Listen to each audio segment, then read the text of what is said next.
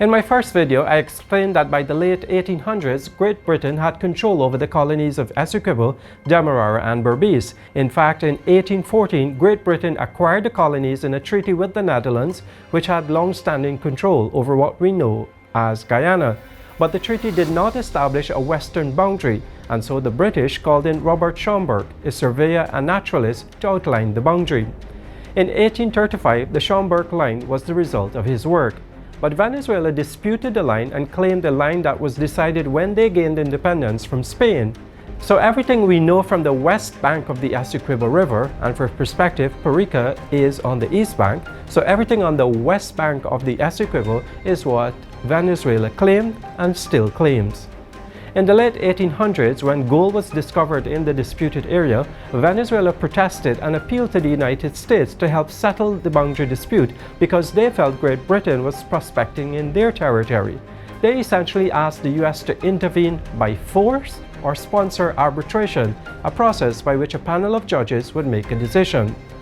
According to the U.S. State Department, in 1895, U.S. Secretary of State Richard Olney sent a strongly worded note to British Prime Minister and Foreign Secretary Lord Salisbury demanding that the British submit the boundary dispute to arbitration. The British resisted, but in December 1895, President of the United States Grover Cleveland went to the U.S. Congress to appoint a boundary commission with the mandate that the boundary commission's findings would be enforced by every means. That sounded like war. Great Britain eventually conceded to go to arbitration.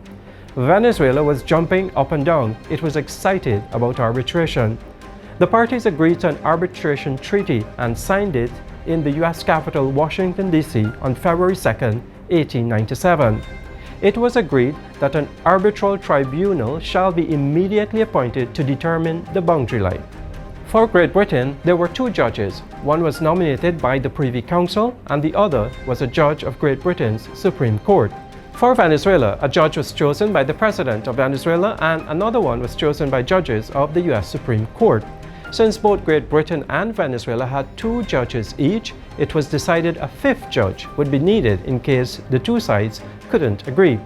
That fifth judge was from a neutral party selected by the King of Sweden and Norway to be the president of the tribunal. That fifth judge turned out to be a permanent member of the Council of the Ministry of Foreign Affairs in Russia. Perhaps the most important point of this treaty of arbitration was this point. The high contracting parties engaged to consider the result of the proceedings of the Tribunal of Arbitration as a full, perfect, and final settlement of all questions referred to the arbitrators. All parties agreed to this and ratified it. The decision came in on October 3, 1899 and was handed down in Paris.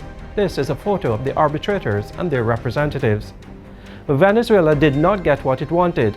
The arbitration panel decided that the border should follow the Schomburgk line, and that's the border that we know today.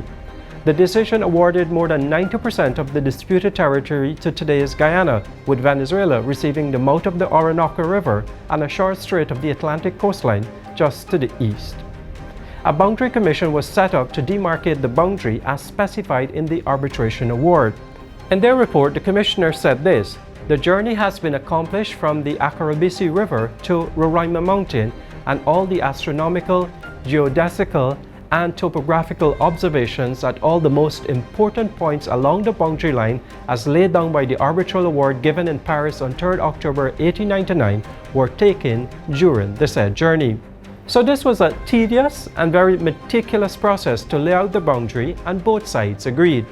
When they were done, the boundary commissioners from both sides made their report of the boundary markings and said they regard their agreement as having perfectly official character with respect to the acts and rights of both governments in the territory demarcated. So again, the boundary was marked in a meticulous and tedious process that went on for years, and they marked each and every important point, 18 of them in all. So this border was settled. It is what both governments accepted, and it is the boundary that Venezuela used for decades.